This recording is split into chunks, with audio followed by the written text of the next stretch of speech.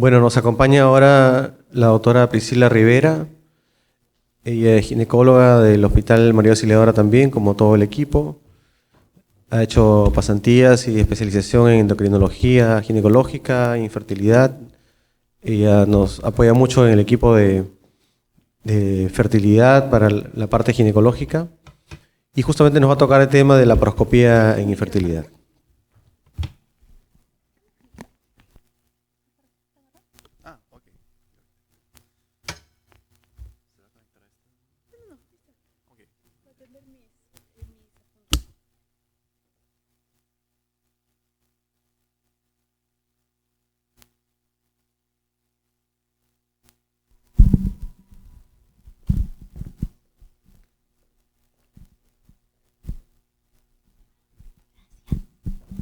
Hola, ¿cómo están? Buenas tardes con todos. Sé que ya tenemos hambre, pero va a ser súper corta, así que vamos a empezar.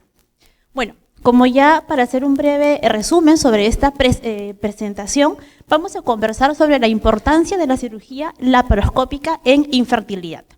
Como una breve introducción, sabemos que infertilidad se define como tener por un año, relaciones sexuales de manera frecuente en pacientes menor de 35 años sin lograr un embarazo. Y por encima de los 35 años tenemos un límite menor de 6 meses. ¿Y por qué esto recobra más importancia? Porque en el 2023 la OMS empezó una alerta. Dijo que 1 de cada 6 personas estaban con infertilidad. En el Perú, según la encuesta del INEI en el 2022, somos aproximadamente 60% de mujeres en edad fértil, que aproximadamente son 5.300.000. Entonces, de estas 5 millones, 1 de cada 6 va a tener problemas de infertilidad, para que vean lo complicado y lo frecuente que es esta patología y la necesidad de un abordaje o tratamiento integral. En cuanto al estudio de la pareja infértil, tenemos causas masculinas y femeninas. Tenemos distintas afecciones, puede ser en el hombre la calidad espermática, la cantidad, en la mujer enfermedades crónicas como un síndrome de ovario poliquístico, y en este caso vamos a enfocarnos en endometriomas, en miomas u obstrucción de las trompas de falopio. Otras causas menos comunes tenemos las anomalías anatómicas y los factores inmunológicos. Cuando hacemos el estudio de una pareja infértil, uno de los primeros exámenes que vamos a solicitar en paciente menor de 35 años es una histerosalpingografía que me va a permitir evaluar la permeabilidad de las trompas uterinas. También podríamos pedir una ecografía transvaginal o una histerosonografía para evaluar la indemnidad de la cavidad uterina, tanto si existe algún pólipo o algún mioma. Ahora, ¿por qué es importante esto? Porque yo en el diagnóstico de la pareja infértil, si hablamos solo de la mujer, tenemos distintas afecciones y las más frecuentes que vamos a encontrar son los miomas en todos sus tipos, submucoso, intramural o subseroso. Tenemos las adherencias pélvicas y tenemos otra afección crónica que estamos dándole mayor importancia cada vez, como la endometriosis. Y es acá cuando la cirugía laparoscópica nos va a ayudar en cuanto al manejo. Tenemos de cirugía laparoscópica lo que antes usábamos, una laparoscopía diagnóstica, que lo estamos usando menos en pacientes con endometriosis. Estamos usando el mapeo ecográfico o incluso una resonancia magnética. Tenemos una laparoscopía para manejar endometriosis, tenemos manejo de la miomectomía laparoscópica o también podemos hacer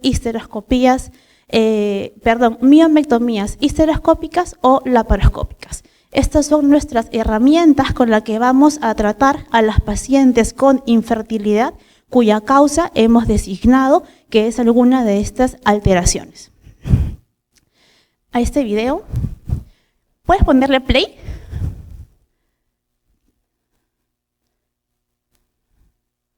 Creo que en la pantalla puedes ponerle play. Es un video donde quiero mostrar la idoneidad que en lo posible debe tener el aparato reproductor femenino. para producir una fecundación para que las pacientes queden embarazadas. Ahora imaginen que este aparato reproductor femenino está ocupado por miomas, está ocupado por los distintos fibromas uterinos. Tenemos bibliografía que nos indica que los miomas tienen 4 tipos de mecanismos que me van a afectar la fertilidad. ¿Qué miomas o qué mecanismos van a producir la afección de la fertilidad? Tenemos la distorsión anatómica. Tenemos algunos miomas que son tan grandes que nos pueden alterar la cavidad endometrial. Aparte de los miomas, los úteros que tienen miomas tienen una contractilidad inadecuada para una implantación. También tenemos los fibromas o miomas submucosos, que por espacio no permiten una implantación. Dentro de otros mecanismos, los efectos mecánicos, a veces miomas muy grandes, no van a permitir que los espermatozoides puedan hacer su recorrido de manera normal. Aparte tenemos la receptividad endometrial. Existen miomas que afectan la receptividad endometrial a través de cambios o mecanismos a nivel molecular. Tenemos alteración de la expresión genética y así podemos afectar el suministro de sangre arterial y la angiogénesis. Ahora, aparte de todo lo que vamos a obtener por el efecto de masa que afecten los miomas, existen cambios inflamatorios y hormonales. Pueden producir una inflamación local y los desequilibrios hormonales que se obtienen por me van a afectar más la fertilidad. ¿Qué impacto tienen los miomas en pacientes que van a ser sometidas a un tratamiento como la fertilización in vitro? Los distintos estudios randomizados han encontrado que incluso algunos miomas que no distorsionan la cavidad pueden afectar la fertilización in vitro. Tenemos distintos estudios que valoran esto, que sí me afecta el resultado de una fertilización in vitro, y otros que no.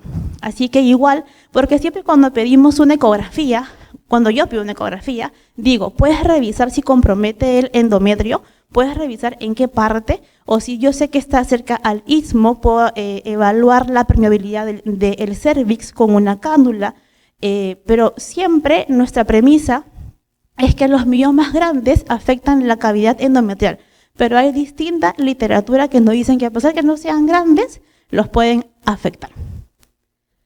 Ahora, en cuanto al tratamiento del mioma uterino en infertilidad, tenemos opciones quirúrgicas y opciones no quirúrgicas. Una de las opciones va a depender de qué, del tamaño, de la cantidad y de la ubicación de los miomas. No por último, pero debe ser lo más importante, el deseo de la paciente de preservar la fertilidad. Existen estudios que me dicen, por ejemplo, alguna tendencia a que solo puedo sacar 6 miomas vía laparoscópica y vía abdominal puedo sacar 10. No he encontrado una indicación exacta de cuántos miomas se pueden sacar vía laparoscópica o vía abdominal, bien mediante una cirugía abierta.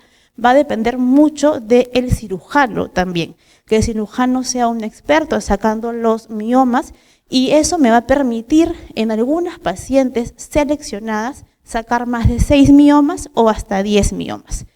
El tamaño de los miomas importa porque con eso voy a saber cuál va a ser mi punto de abordaje y el tipo de mioma. Si es un mioma submucoso, mi abordaje va a ser mediante histeroscopía. Si es un mioma intramural que me ocupa un 2,5 que es grande, mi abordaje va a ser vía laparoscópica o vía abdominal.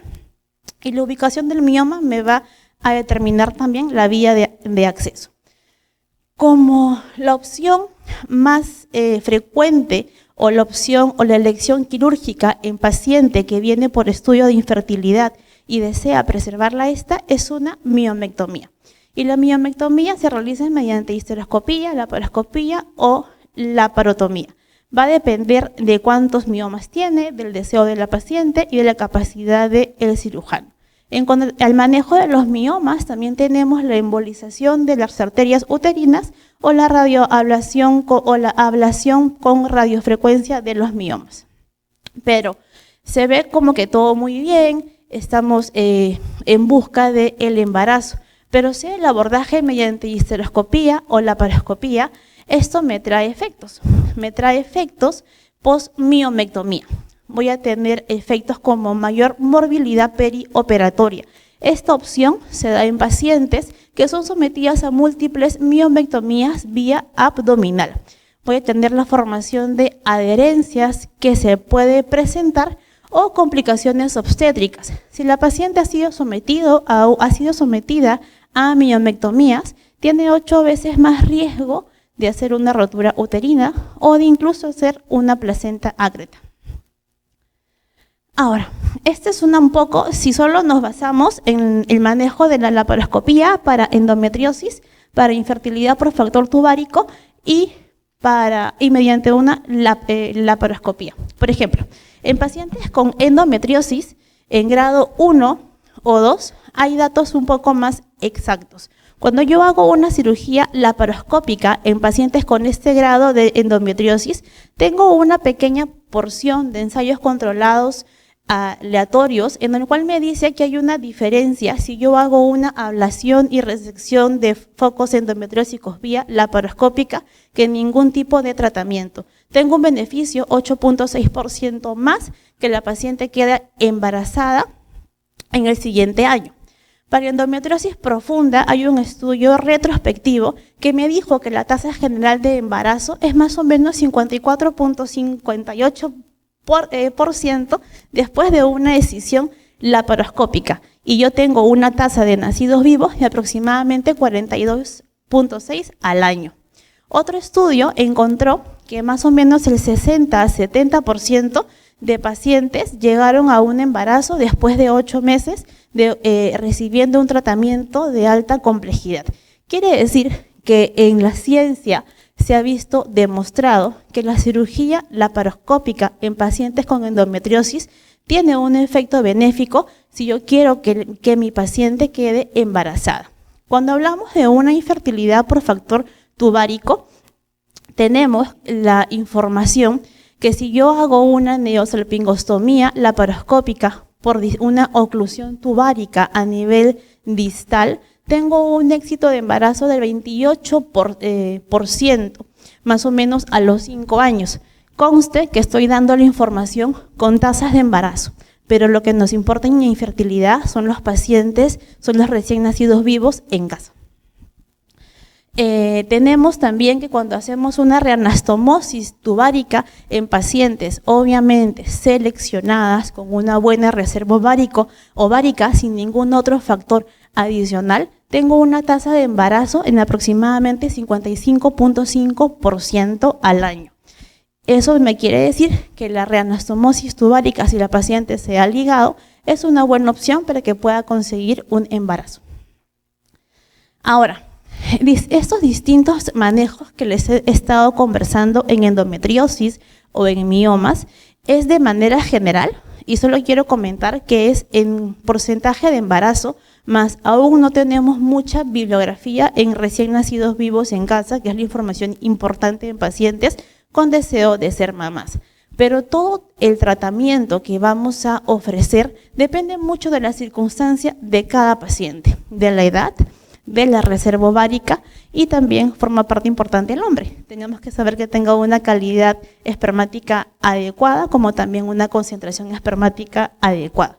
Entonces, cuando hablamos del beneficio de la cirugía laparoscópica, histeroscópica en pacientes con deseo de fertilidad, es importante mencionar que cada paciente es única, que cada paciente cuando acude a una consulta de infertilidad tenemos que explicarle qué posibilidades tiene y la tasa de éxito de acuerdo a qué procedimiento se va a hacer teniendo en cuenta el estado actual de la paciente.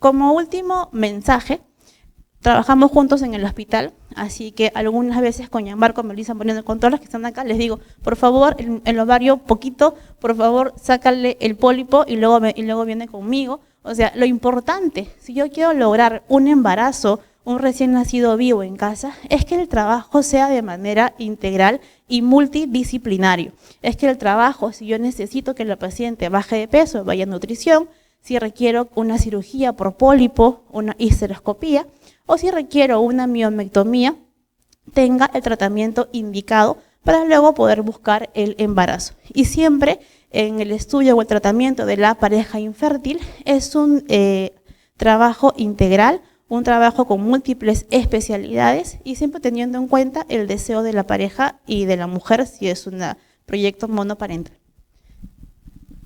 Y es todo.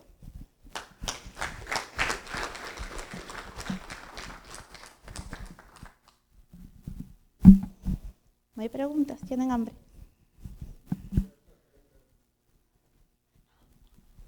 Doctora, ¿qué indicación le crees hoy a la laparoscopía diagnóstica en infertilidad? ¿La usas mucho, poco? ¿En qué casos? De la laparoscopía diagnóstica de por sí, los casos son muy en cantidad son muy pocos. Tenemos distinta ayuda diagnóstica como la histeroscopía, como el estudio de imágenes, si sospecho de endometriosis, el mapeo o una resonancia, si sospecho de una malformación mulleriana, la ecografía 3D, pero per se como manejo de infertilidad, porcentaje que usamos actualmente debe ser menos del 10%, si le tengo que dar un dato, ¿no? ¿Alguna otra pregunta? Adelante, doctora. Gracias. Buenas tardes, doctora. Muchas gracias por su ponencia. Solo quería hacer una consulta rápida. Después de realizar, por ejemplo, una miomectomía laparoscópica o un tratamiento para fertilidad laparoscópico, ¿cuánto tiempo se tiene que pasar para poder iniciar el tratamiento o intentar que la paciente quede gestando? Ay, es una excelente pregunta porque es lo que también sigo buscando hasta ahora. Hay distinta literatura.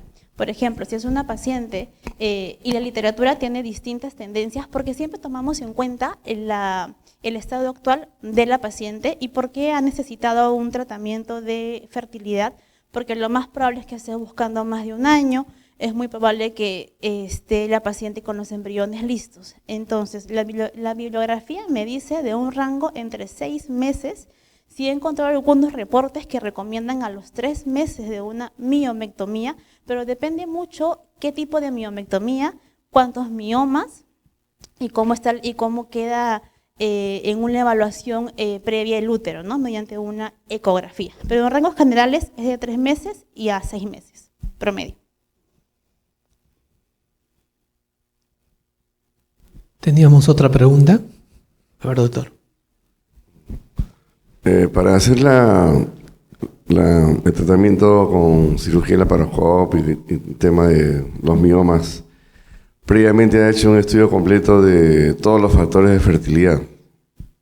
Sí, doctor. Sí, obviamente para poder darle una evaluación integral debo descartar todos los factores que se asocian a una infertilidad. Desde un peso, desde tener un grado de índice de masa corporal, hábitos, actividad física y luego nos vamos a las alteraciones hormonales, metabólicas, estructurales o hasta lo inmunológico. O sea, si yo sé que la causa de infertilidad es por el mioma, definitivamente vamos a sacarle el mioma, pero sabiendo el estado general de la paciente. Porque he visto casos en que le hacen, casos que vienen. Viene, por ejemplo, me han hecho una miomectomía y le han hecho su histerosalpingografía. ¿Han visto si hay permeabilidad tubaria? No me han hecho solamente me han sacado el mioma. Entonces, y la trompa es obstruida. Si la trompa es obstruida, entonces, el problema era la trompa, no era el mioma. Exactamente, sí. Y pasa, y aún sigue pasando. Pero el estudio de las trompas uterinas se sugiere en pacientes por debajo de 35 años que van a ser candidatas a una terapia de reproducción de baja complejidad. Por encima de 35 años no es algo indispensable, porque ya sé que va a requerir de repente un tratamiento de mayor complejidad. Pero la indicación del estudio de la histerosalpingografía es menor de 35 años. La edad es un factor importante. Ya, y el otro, he visto también muchos casos con miomas y embarazo. Y miomas grandes, pacientes se han embarazado. Lógicamente el feto está en traverso, está en podálico, pero se embarazan. Entonces la pregunta es, el beneficio de la miomectomía cuando son pequeños. No. Hay que tener en cuenta que toda paciente que, si ella tiene un mioma y viene y me dice, Priscila, quiero salir embarazada, tengo que preguntarle primero cuánto tiempo está buscando ella embarazo. No operamos a la enfermedad, operamos a la paciente. Si la paciente reúne condiciones para una cirugía, tiene que ser sometida a una miomectomía, siempre y cuando no implique compromiso en la línea endometrial, el mioma, o no sea muy grande que me distorsione la anatomía.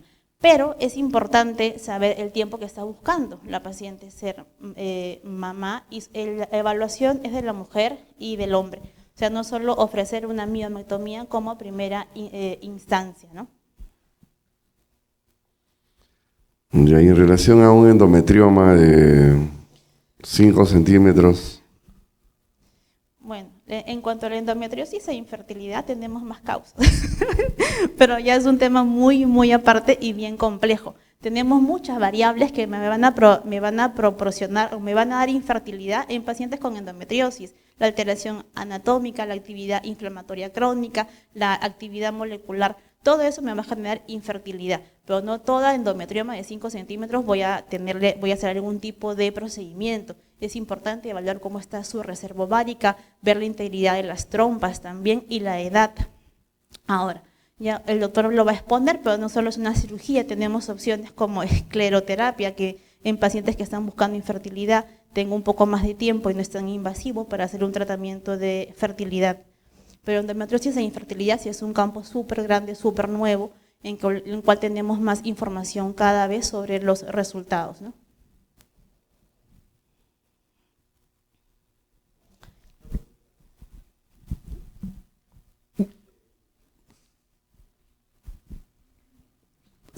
Primero, felicitaciones por tu ponencia, Priscila. ¿Te sirve de ayuda o tú solicitarías que si se hace una cirugía, por ejemplo, de miomectomía, durante la cirugía se haga también una cromotubación? ¿Qué valor tiene para ti?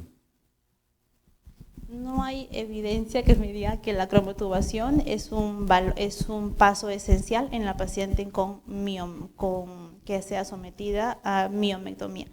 No es que me aporte mayor resultado a nivel de la tasa de éxito de embarazo, pero he visto que lo hacen, que ven la permeabilidad tubárica, pero no todo pasaje de líquido en las trompas uterinas quiere decir que están sanas. Al haber una obstrucción, al haber una respuesta inflamatoria, ya es una trompa uterina con daño, ¿no? El que yo vea un pasaje no me va a ayudar a mí en saber si va a quedar embarazado o no, según la evidencia también. Doctora. Buenas tardes. En una paciente que tiene varios miomas y tiene indicación quirúrgica, durante la cirugía retira todos los miomas, hasta los más pequeños, los que miden, no sé, 1,5 centímetros, 2 centímetros, o solo los más grandes. Si es una paciente que va a ser sometida a miomectomía, procuramos retirar todos los miomas, todos. No dejamos chance. De repente, si mide menos de 1 centímetro y es un subseroso, o sea, en los subserosos podríamos dudarlo, pero en los intramurales, en una cirugía, sí proponemos sacar todos los miomas.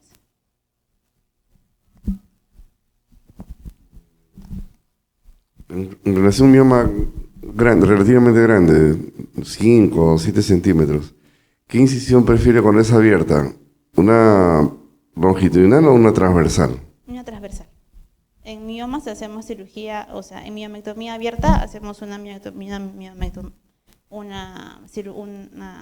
incisión transversal, o sea, mediana no. Me refiero al útero. En el útero igual, o sea, igual si tenemos una cirugía, la incisión es transversal. Si hago una horizontal, tengo incluso mayor riesgo a rotura uterina durante el embarazo, ¿no? Una corporal, me dice, una incisión. Para abrir el corte del útero, le hago una incisión vertical. Claro, horizontal. En infertilidad intentamos hacerlo en horizontal. Horizontal es mejor. Exactamente. Para que la sutura me sirva como soporte.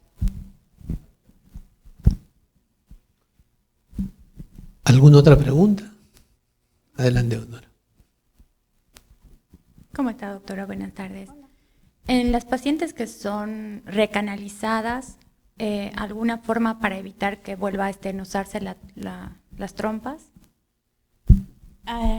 Para cuando recanalizamos trompas, solemos hacerle después de los 3 meses una histerosalpingografía.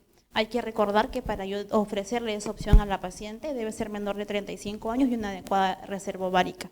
Una manera para evitar que se obstruyan no existe, no es que pueda tenerle de repente algún componente antiadherente. La idea es que se recanalicen de manera espontánea, pero sí previamente pedimos un dosaje o un perfil de ITS, ¿no? Para evitar que tenga alguna enfermedad que me pueda producir que se obstruya, o el motivo por el cual se haya obstruido.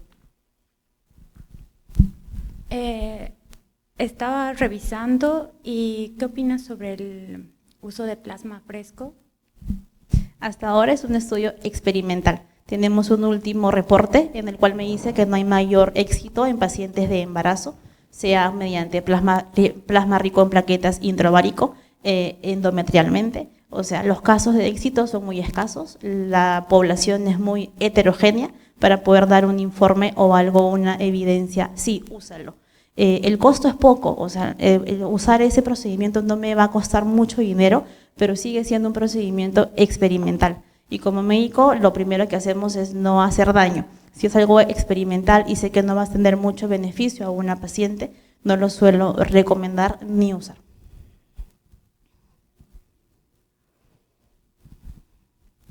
¿Alguna otra pregunta, Pablito?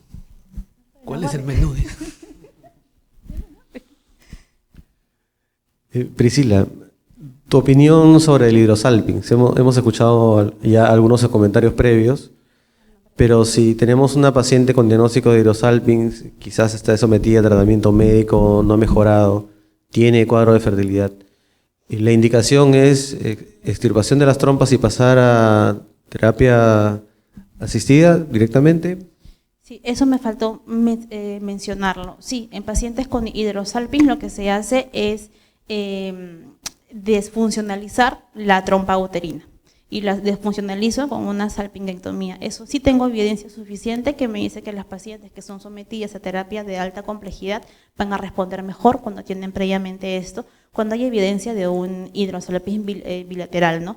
Unilateral hay poca evidencia, pero también preferimos desfuncionalizar. ¿Sacar la trompa o solamente...? Sacar la trompa, sí.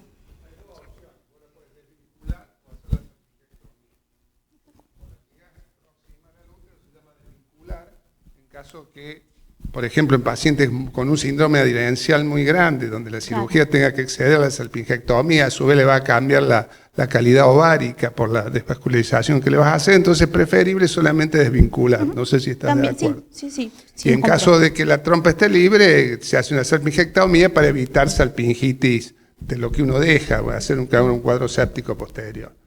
Y en líneas generales, yo no hago infertilidad, pero creo que es el líquido, que el reflujo al útero lo que disminuye el índice de implantación. No claro, sé el si líquido es inflamatorio, sí.